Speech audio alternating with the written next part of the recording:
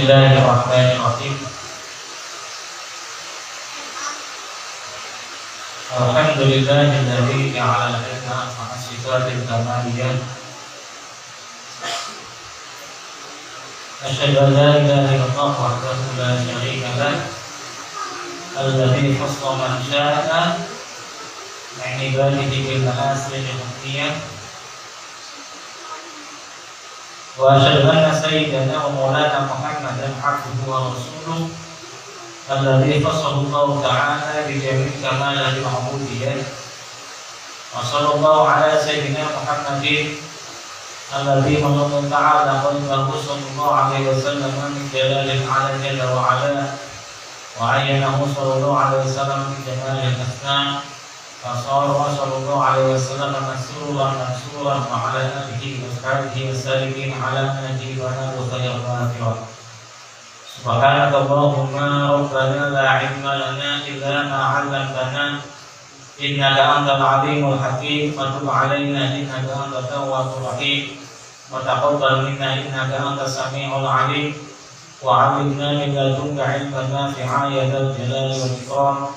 Allah aftah lana hikmataka wa ansur alaina rahmataka ya dzal jalali wal ikram. Amma ba'du. Cabut ini ya. Ada nih. Cabut ini.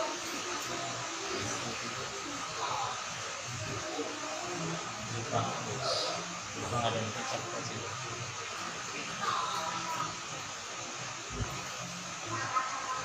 Hadirin yang saya hormati, alhamdulillah pada malam hari ini kita bisa kembali berkumpul bersilaturahim bermuajahah sambil ngopi, kita sambil ngaji. Yang sudah ada kopinya silahkan minum santai saja.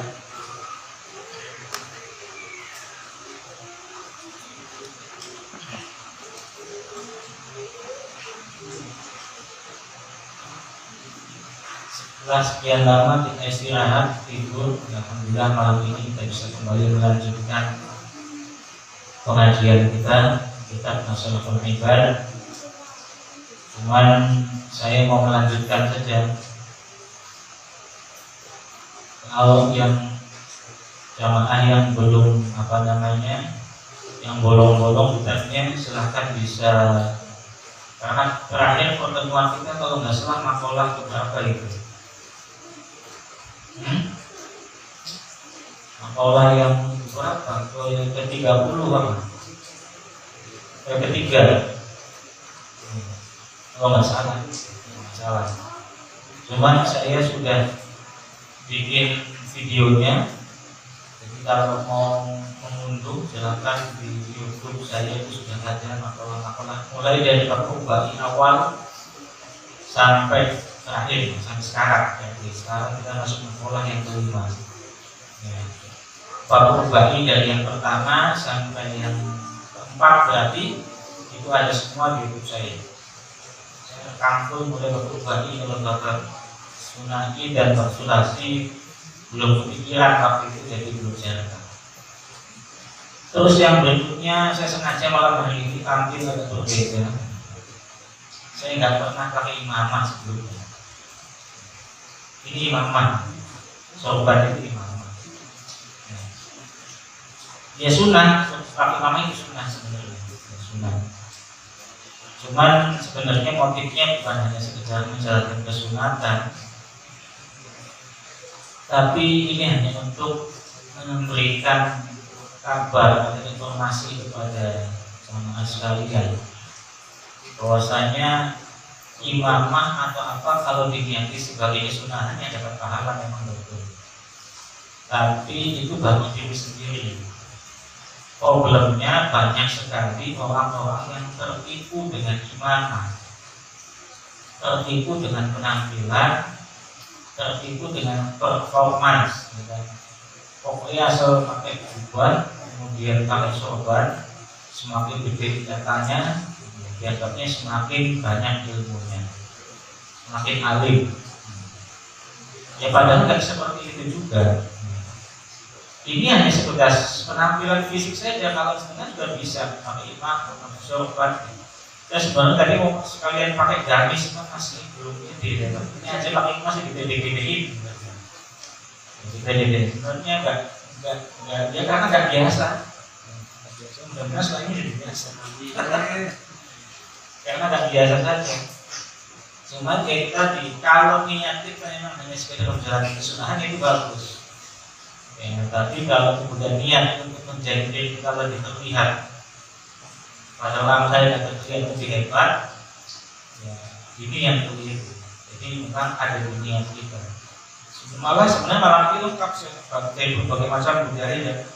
Sarung saya pakai batik, sarung batik, bajunya batik kita Jawa, bajunya baju koko, katanya Cina. Kemudian saya pakepin pakai setelan jas Barat, ya kan? Atasnya pakai imamah Arab, dan sapi. Dari mana-mana ada. Tapi jangan tertipu dengan hal semacam ini karena ya bagi Allah ya biasa saja. Sampai mau pakai sebenarnya pakai kaos ada tulisannya AHM juga pakai one heart itu kan juga nggak apa-apa juga. Tapi jangan dipakai buat sholat karena itu pasti nanti akan mempengaruhi kekhusyukan seseorang. Tapi dari sisi penampilan sehari-hari, ya inna Allah yang dulu ila suarikum wa amwalikum walakin yang dulu ila qulubikum wa a'malikum. Allah itu tidak melihat dari apa? Dari suarikum itu ya tampilan kalian. Dari tampilan itu tidak dilihat. Atau dari harta benda kalian enggak dilihat. Kayak apa? Mau pakai gamis, mau pakai sorban, mau pakai imamah, mau sorbannya rangkap-rangkap, mau jubahnya double-double, nggak ngaruh. Mau sekaya apapun juga nggak ngaruh. Tapi yang dilihat adalah orang yang dulu hilang dulu itu hatinya kita seperti itu. Ketika hati kita baik-baik saja, ikhlas meskipun pakai kopiah biasa, nggak pakai kopiah. Mau pakai belangkon, pakai biasa saja nggak apa-apa. Jadi belangkon tidak lebih rendah daripada imamah, kalau imamah lebih tinggi derajat dari belangkonnya enggak. Di Allah sama saja seperti itu. Mau belangkon, mau imamah, mau kopiah putih, kopiah hitam, kopiah hijau, kopiah merah, barang sama aja seperti itu. Dan enggak membuat kita lebih terhormat di mata Allah sudah tidak. Jadi untuk menjadi terhormat ya kita nggak perlu macam-macam, nggak perlu diatur macam-macam, cukup tunjukkan akhlak kita, cukup tunjukkan perilaku kita saja. Bahkan Rasulullah juga pernah bersabda apa ini? Ubahatu madfuun bil abwabi law aqsama 'ala Allahi la abarrahu. Lawan sama Allah banyak orang yang secara penampilan jelek sekali, rambutnya kusut, bajunya kecil, badannya kecil, bajunya compang-camping, yang kalau ketemu orang mungkin akan menjauh dari dia, akan mungkin mengusir dia. Tapi ketika dia berdoa kepada Allah, maka tidak ada penghalang baginya dengan Allah. Artinya doanya langsung diterima. Banyak seperti itu, makanya wali-wali banyak yang penampilannya justru ya biasa saja. Dan hanya di film-film Indonesia, wali-wali Indonesia kan sudah pasti harus pakai pakaian yang Islami, juga pakai jubah, pakai gamis, pakai sorban, pakai imamah, dan begitu amat. Gitu. Mungkin pas sholat seperti itu, tapi dalam keseharian yang biasa saja. Ya, makanya saya penampilan saya seperti ini juga untuk memberikan pemahaman kepada sahabat-sahabat sekalian. Saya bisa berpenampilan seperti ini minggu depan juga mungkin kembali normal seperti biasanya, pakai kopiah, pakai baju batik biasa, ya kan seperti itu. Atau bisa berpenampilan yang lainnya ya biasa saja, tidak usah terlalu dipermasalahkan. Dan kita juga jangan terlalu kaku dengan orang yang berpenampilan seperti ini. Jangan tahu kan pada orang pakai imamah dari syah itu biasa aja. Belum tentu lebih hebat juga dengan yang pakai pakaian biasa. Kalau saya pakai seperti ini, pakai ini biasa tuh sama saja kan, nggak ada bedanya, sama saja nggak ada bedanya. Jadi nggak usah tertipu dengan penampilan, jangan tertipu dengan pakaian. Yang penting akhlaknya, yang penting ilmunya, yang kita jadikan contoh, kita jadikan suri tauladan. Mari kita lanjutkan bahasa kita. Bismillahirrahmanirrahim. Qala al-mu'allif rahimahullah ta'ala wa nafa'a bi 'ulumihi wa radana bi asri wa hada 'ala nizulatihi amin qala. Kacamata dulu. Kacamatanya Pak Atas lagi. Ini. Apa lagi bisa baca? Mana live lagi.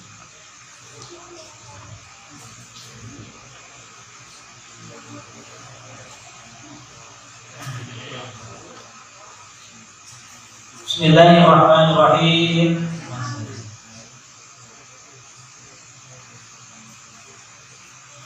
Wal maqalatul khamisatu halaman 21 atas.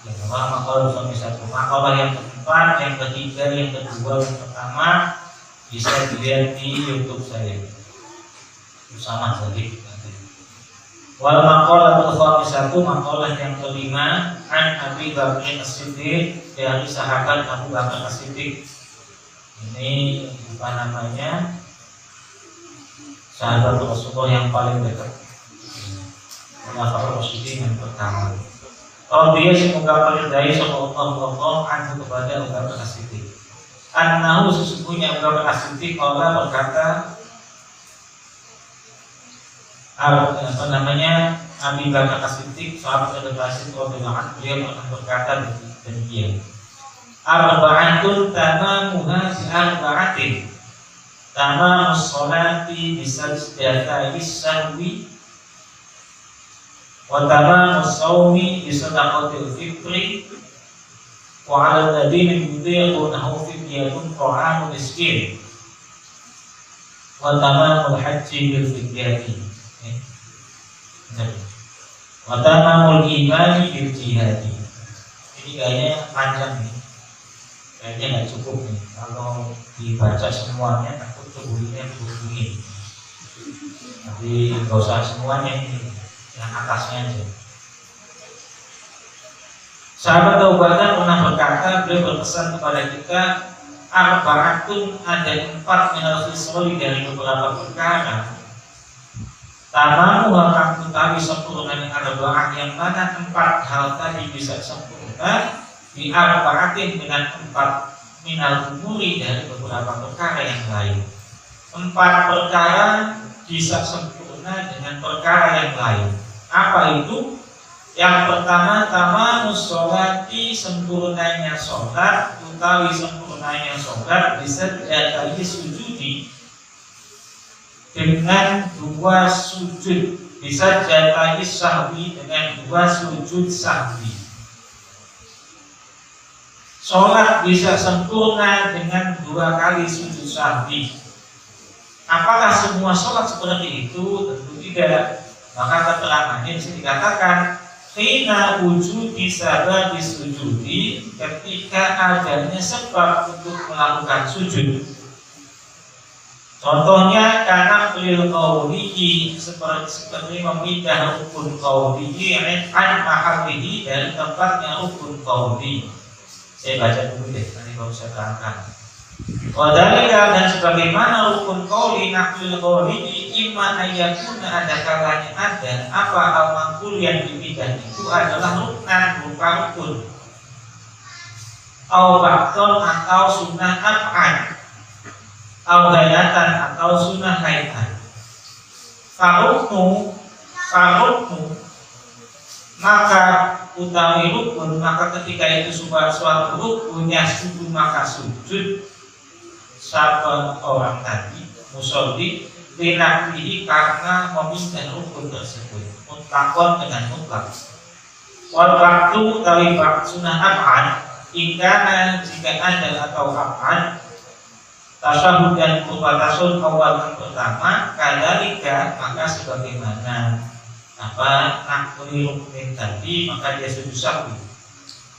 Amma kunut, ada pun kunut, fa inna qallahu sa'an memindah, memindah sampai pindah musolli tadi terhadap kunut bikosdihi dengan sengaja memindah kunut sajadah maka sujud sahwi orang tersebut.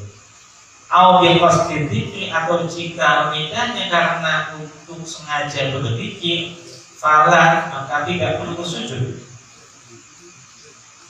Wal hayatu sedangkan hayat langsung hayat la yasjudu tidak perlu sujud seseorang tidak karena memindah sunnah hayat illa surat kecuali memindah surat yang dibaca ya, surat Al-Fatihah karena seperti keterangan apa yang berfaedah siapa syekhuna guru kita rupanya Ahfasan Nahrawi dan ini aja saya terangkan.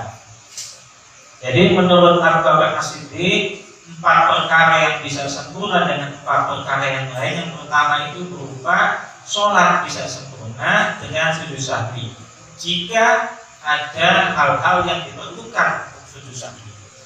Contohnya seperti memindah rukun qauli. Ini sekalian bahas fikih. Rukun qauli dalam sholat itu kan ada beberapa macam rukun. Pembagian rukun ada rukun qauliyah, rukun fi'liyah, rukun qalbiyah, rukun ma'nawiyah. Ada 4 pembagian rukun. Rukun qauliyah itu ada 5. Ya, wasumiyat bidzalika li anna musolli mengapa dinamakan rukun qauli karena seorang yang sholat itu harus melafazkan bacaan tersebut sekiranya bisa didengar oleh dirinya sendiri.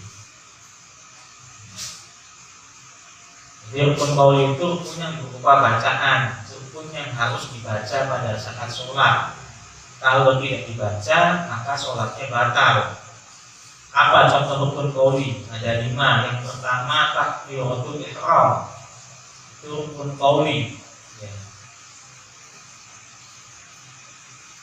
Yang kedua, jadi kalau rukun qauli harus dibaca, tidak boleh dibaca. Harus Allahu Akbar dan harus Allahu Akbar bunyinya, tidak boleh diganti. Tidak boleh diganti Allahu misalnya Azam. Ya. Allahu Akbar, kan banyak Allahu Rahman, Allahu Rahim, tidak boleh. Harus Allahu Akbar. Ya, seperti itu. Yang pertama, dan harus didengar oleh minimal telinga kita sendiri. Meskipun kita jadi makmum. Yang kedua, rukun qauli adalah bacaan surat Fatihah. Itu rukun qauli. La sholata liman la yaqra'ul kitab. Tidak ada sholat bagi orang yang membaca rukun kitab atau Fatihah. Itu rukun qauli. Yang ketiga, rukun qauli adalah bacaan tasyahud akhir. Rukun qauli. Jadi baca tasyahud akhir itu jangan dalam hati, Pak. Harus dibaca.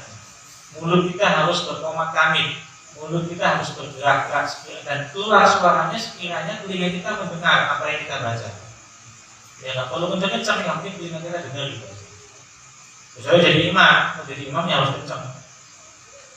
Tapi yang pada Fatihah, kalau baca tasyahud akhirnya apa gitu. Kemudian bacaan sholawat kepada Nabi dan keluarganya.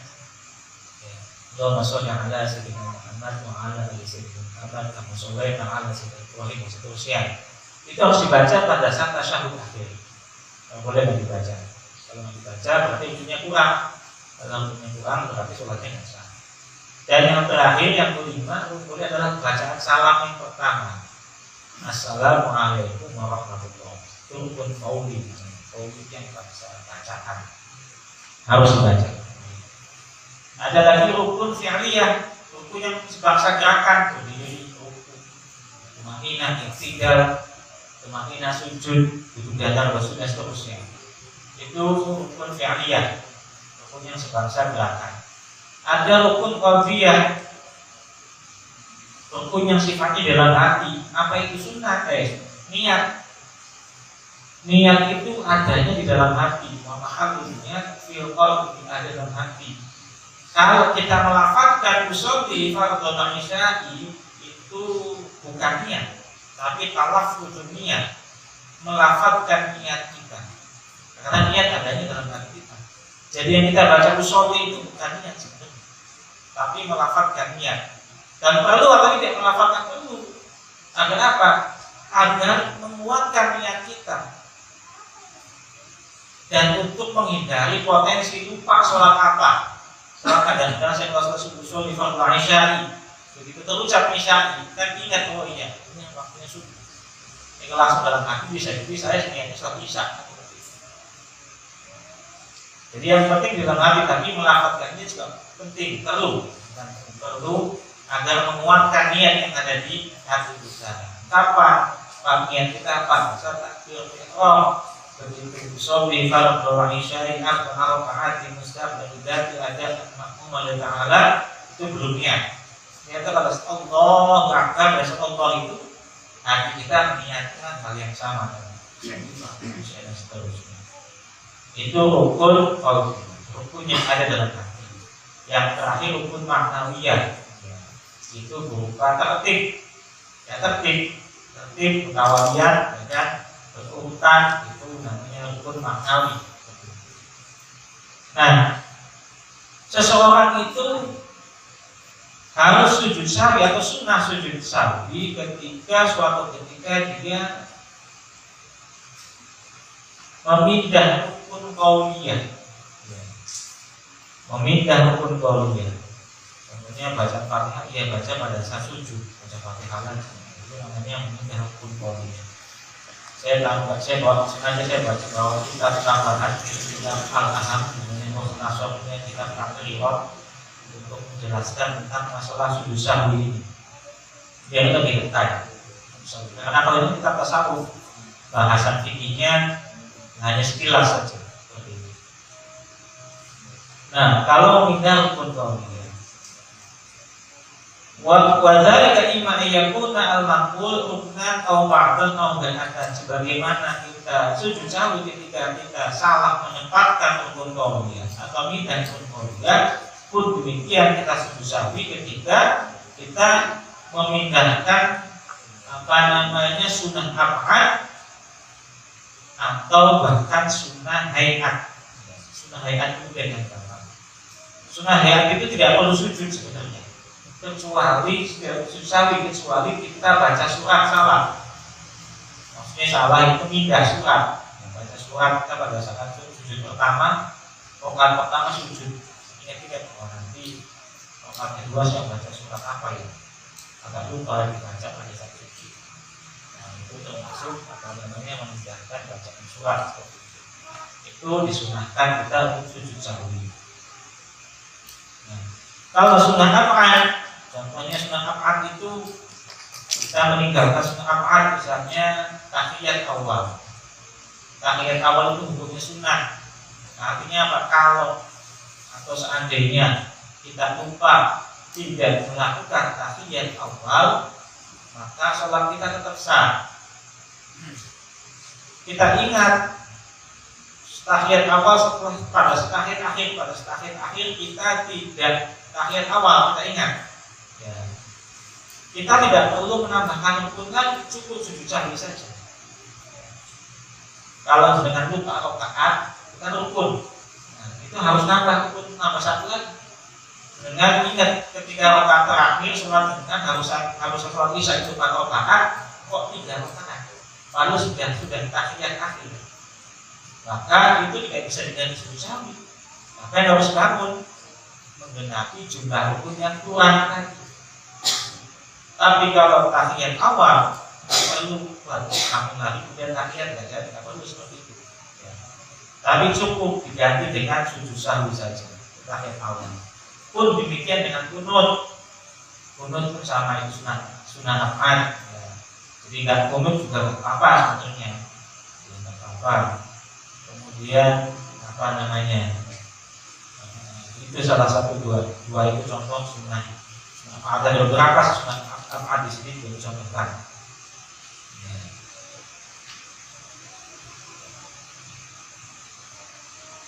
Sholawat kepada keluarga Nabi di tahiyat akhir. Jadi yang rukun qauliyah tadi sholawat kepada Nabi. Kalau sunnah ab'adnya sholawat kepada keluarga Nabi. Kita lupa habis asyhadu an la ilaha illallah wa asyhadu anna Muhammadar Rasulullah. Allahumma sholli ala sayyidina Muhammad. Langsung salam. Itu berarti meninggalkan sunnah ab'ad. Termasuk bacaan sholawat pada saat kunut itu juga sunnah ab'ad ketinggalan. Dengan sudah kunut Allahumma hdina fiman hadait wa afina fiman afait, tapi lupa enggak baca sholawat. Wassallallahu ala sayyidina Muhammadin. Itu enggak baca wassallallahu yang dibaca. Itu sunnah sujud sahwi. Meskipun sudah kunut, tapi wassallallahu yang dibaca itu sunnah sujud sahwi. Ya, sholawat pada saat kunut itu juga sunnah sujud sahwi. Nah, kapan sujud sahwi itu tempatnya di mana? Tempatnya sebelum salam. Pada saat tasyahud akhir sebelum salam. 2 kali. Bacaannya apa? Bacaannya mau baca sujud biasa juga boleh. Subhanallah wa bihamdihi itu boleh. Tapi bacanya yang masuk adalah subhanallah la ilaha wa la yasbu. Bacanya yang juga seperti subhanallah la ilaha wa la yasbu, subhanallah la ilaha wa la yasbu. Itu bacaan sujud sahwi. Waktunya sebelum salam. Kalau sesudah salam tapi lupa sujud sahwi gimana? Boleh. Ya. Sujud sahwi boleh dilakukan setelah salam dengan catatan ada 3. Yang pertama, lupa. Harusnya sujud sahwi sebelum salam nih. Kok lupa nggak sujud sahwi? Assalamualaikum warahmatullahi wabarakatuh. Assalamualaikum warahmatullahi wabarakatuh. Baru ingat ya tadi nggak sujud sahwi. Nah, pada saatnya itu kita sujud sahwi. Tidak apa-apa setelah salam. Yang kedua, jarak antara salam dengan sujud tadi belum terlalu lama. Begitu salam baru kita langsung ingat, langsung sujud. Jangan lama-lama. Dan yang ketiga, belum batal. Kalau sudah salam, assalamualaikum warahmatullahi wabarakatuh, setelah pertama langsung tut, kan udah batal, udah nggak boleh sujud. Udah batal. Karena sujud itu ibadah, jadi ibadah itu harus dalam keadaan suci. Termasuk sujud tilawah dalam keadaan suci, termasuk sujud syukur itu juga harus dalam keadaan suci. Sujud syukur main bola nggak boleh gol, sujud syukur itu nggak sujud syukur itu bukan sujud syukur, itu harus suci, harus takbir dulu. Ada syarat, ada rukunnya juga sujud syukur, ada caranya. Tapi ya nggak apa-apa sih. Mending pura-pura sujud daripada pura-pura kayak gini kan, pura-pura salib itu yang mending pura-pura sujud. Tapi itu bukan sujud syukur. Ya tapi bagi yang nggak tahu itu sujud syukur ya nggak apa-apa. Lebih baik seperti itulah. Daripada selebrasinya joget-joget kan, mending selebrasi model sujud. Kita lebih sakit kan begitu.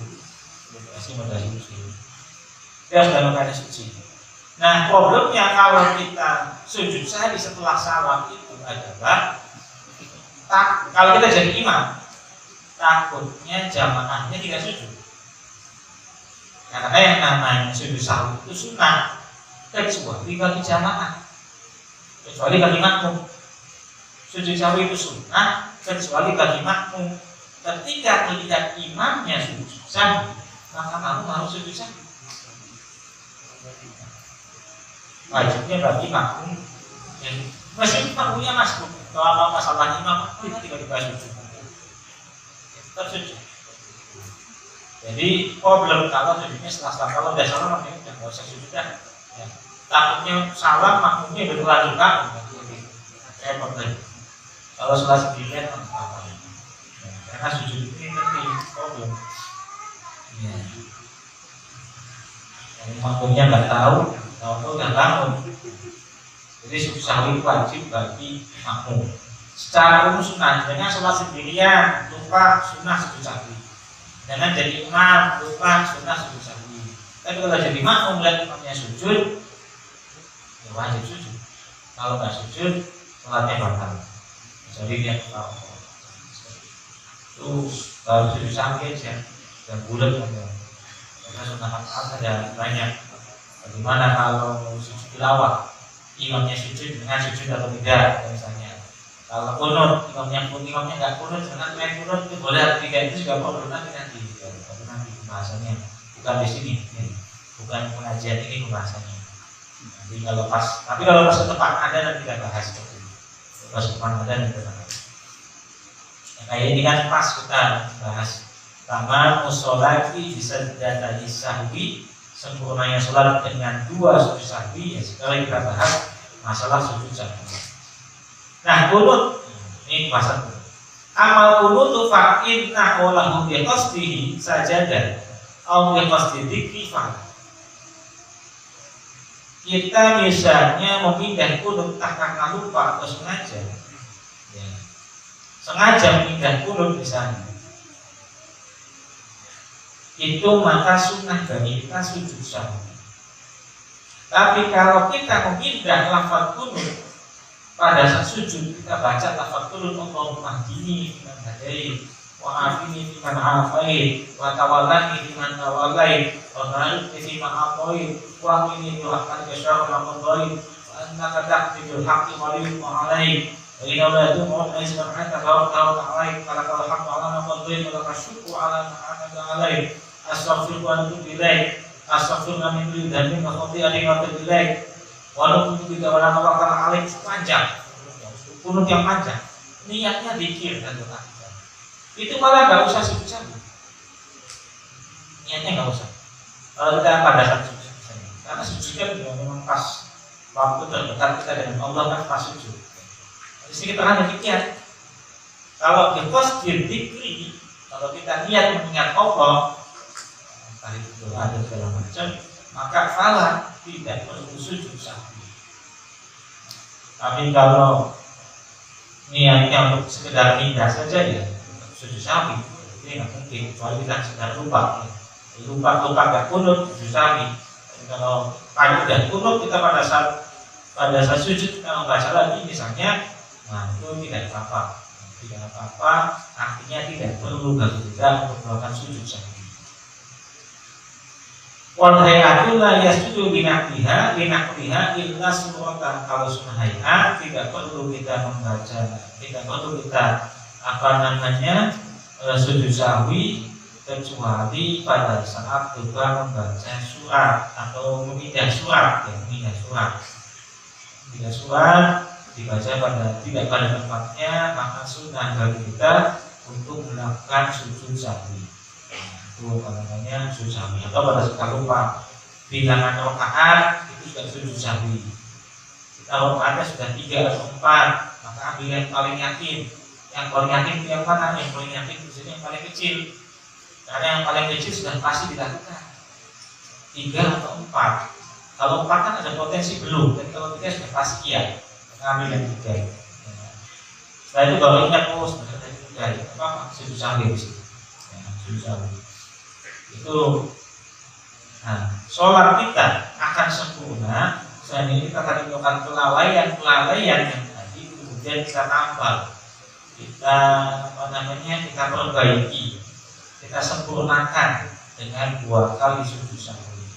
Itu kata sahabat Nabi Bakr As-Siddiq. Insyaallah kalau kita seperti itu ya, jangan lupa juga ya. Tapi biasanya memang kalau kita gampang lupa sih.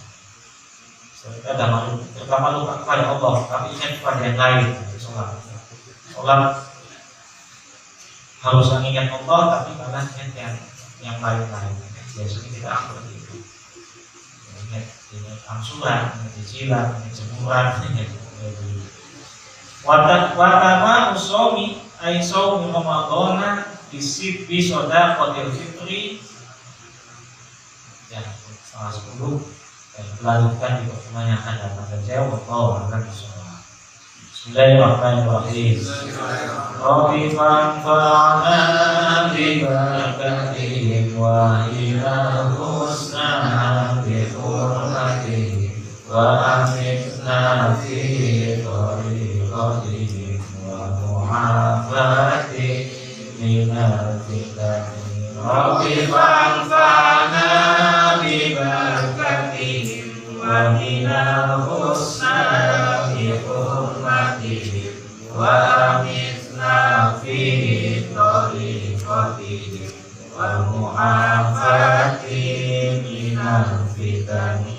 Rabbi fanfa'na bi barakatihim wa minal husna bi hurmatihim wa amitna fi tariqatihim wa والمعافاة من الفتن. بسم الله الرحمن الرحيم. اللهم إني أستودعك ما علمتنيه فارده إلي عند حاجاتي إليه ولا تنسنيه يا رب العالمين. الفاتحة. أعوذ بالله من الشيطان الرجيم. بسم الله الرحمن الرحيم. الحمد لله رب العالمين الرحمن الرحيم مالك يوم الدين. إياك نعبد وإياك نستعين اهدنا الصراط المستقيم صراط الذين أنعمت عليهم غير المغضوب عليهم ولا الضالين. آمين. اللهم صل على محمد. السلام عليكم ورحمة الله وبركاته.